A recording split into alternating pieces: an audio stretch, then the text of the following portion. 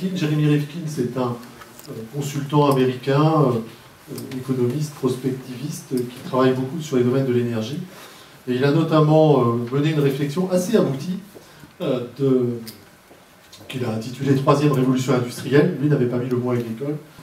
Il avait donc mené cette réflexion assez aboutie pour penser un nouveau système économique basé sur un certain nombre de transformations. Donc on a repris ces travaux.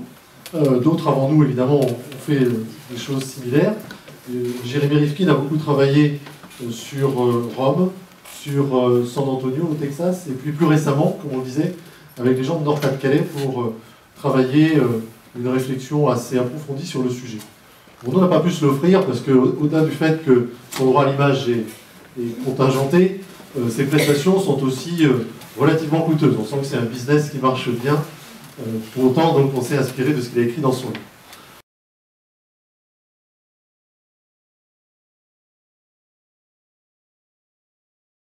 Deux mots peut-être sur Premier Tech Faliénor, la société pour laquelle je travaille. Faliénor est une société que certains d'entre vous connaissent peut-être bien, qui est une société leader dans la production de substrats de culture et de terreau, qui est basée à Vivy, à côté de Saumur.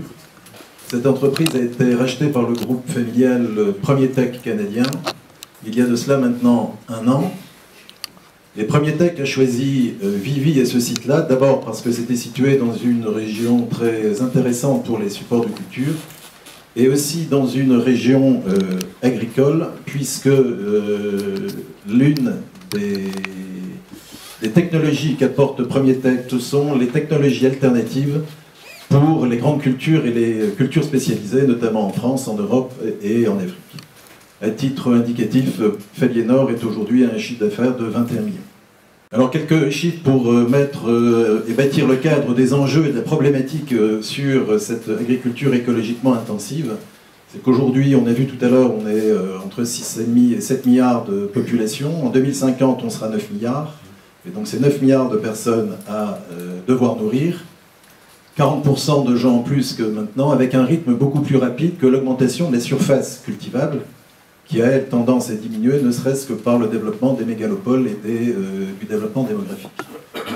Et puis dans le même temps, il y a quand même des atouts au niveau Europe et bassin méditerranéen. On a encore des zones agricoles à fort potentiel de croissance. Et puis surtout, au niveau français, on a, nous, un secteur agricole qui est aujourd'hui quand même, il faut le dire, le premier contributeur de la balance commerciale en France, avec un niveau de compétitivité et un niveau de performance très important. Et dans le même temps, on est dans un contexte où on est avec une emprise croissante de la pression environnementale, qui est nécessaire pour l'avenir des générations à venir, mais qui en même temps est contraignante, et donc il faut prendre en compte pour pouvoir permettre de toujours produire plus et mieux, en gardant à la France à la fois son leadership technologique et productif. Donc le parti pris de Premier Tech Faliénor est au niveau des développements agricoles d'inverser les schémas. Et plutôt que de continuer à s'intéresser prioritairement à ce qui est à l'extérieur de la terre, notamment tout ce qui sont les apports foliaires, c'est de dire il y a une vie dans le sol, intéressons-nous à la vie du sol et optimisons-la pour justement permettre à la plante de mieux se développer. Justement, le sol est le lieu de micro-organismes importants et il y a lieu de développer la symbiose qui existe déjà depuis l'origine des végétaux. Donc, s'il n'y avait pas de symbiose entre micro-organismes et plantes, il n'y aurait pas de végétaux sur Terre. Par contre, cette symbiose a été mise à mal par la surexploitation des sols, par un certain nombre de rotations des sols, qui fait qu'aujourd'hui, il faut la réactiver et la redynamiser. Alors, je ne vais pas entrer trop dans les détails des champignons mycorhiziens, on pourrait y passer beaucoup de temps, mais simplement ici un schéma qui montre qu'à partir du produit, le champignon au contact du sol et des racines fait germer ses spores. Les spores partent à l'exploration des racines. Elles viennent coloniser les racines et à partir de ces racines constituent ce que vous voyez ici en blanc, qui est un réseau chevelu qui permet à la surface racinaire de multiplier sa capacité d'absorption par 2 à 10 fois ce qu'elle serait ou ce qu'elle est sans ces apports de mycorhizes. S'il n'y avait pas ce réseau mycorhizien, la plante ne pourrait absorber les éléments nutritifs que par ses poils absorbants. C'est ce qui est le vecteur d'alimentation de la plante. Et vous voyez que la capacité d'exploration du sol est de quelques millimètres seulement. Quand vous y apportez des mycorhizes, quand vous augmentez le cheveu racinaire, eh bien vous pouvez augmenter la capacité d'aller chercher à la fois les éléments nutritifs du sol, à la fois l'eau, beaucoup plus loin, beaucoup plus profond, et donc vous optimisez fortement les intrants que vous apportez sur vos cultures. Ce qui permet, grâce à cette symbiose, d'accélérer le développement des plantes, d'optimiser les apports d'engrais, d'augmenter la tolérance au stress, parce que comme tout être vivant, un être qui est bien nourri, qui est en bonne santé, est plus résistant à tous les stress et les agressions extérieures. Et au final, on a plus de production, et surtout ce qui est intéressant pour les agriculteurs, plus de production vendale. Alors quel est le plan de lancement de cette technologie en France depuis Vivi? L'objectif en 2014, c'est déjà de valider les résultats obtenus depuis 5 ans au Canada. Le premier tech a commencé depuis maintenant 30 ans à travailler sur les mycorhizes.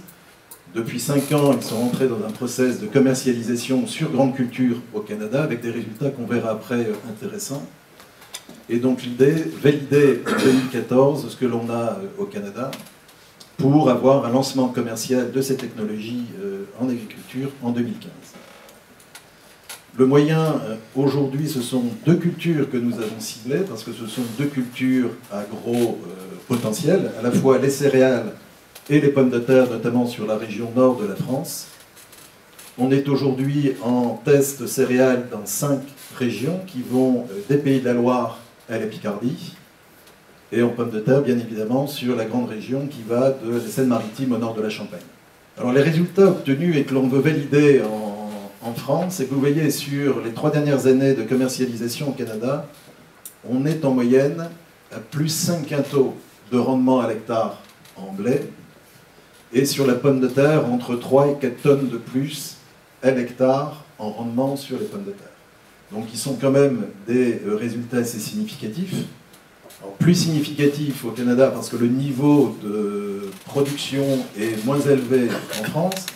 Même chose pour les pommes de terre, mais qui laisse augurer des perspectives, en tout cas de revenus intéressantes complémentaires pour l'agriculteur, sans pour autant utiliser plus de phyto et d'engrais.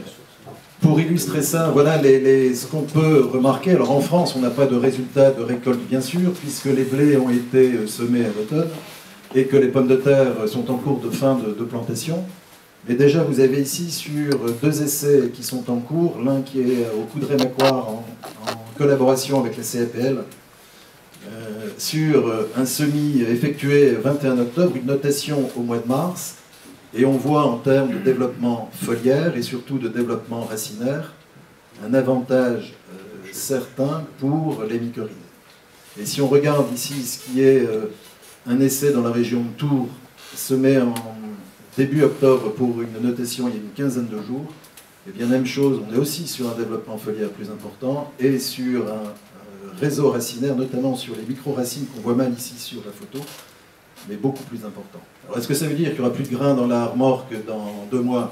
Ça je ne peux pas vous le dire, mais aujourd'hui ce que l'on voit en tout cas, c'est qu'on a des plantes qui dans les 2 cas ont plus de racines, un développement foliaire intéressant, donc on peut penser qu'elles auront une meilleure résistance aux à-coups de chaud qui peuvent arriver dans les mois à venir, et qu'on a là un potentiel qu'on a hâte de vérifier déjà les piaisons fin mai, début juin, et puis bien évidemment la récolte.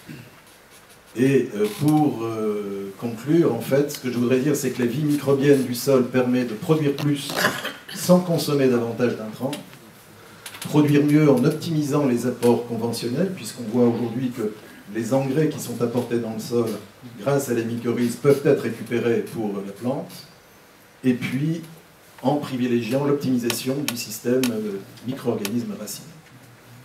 Et ce qui est intéressant, notamment pour notre développement sur Vivi, c'est qu'à partir de Vivi, on sera amené, donc bien évidemment, à développer cette technologie, à en développer la production, à la fois pour la France et également à partir de là sur l'export des pays frontières.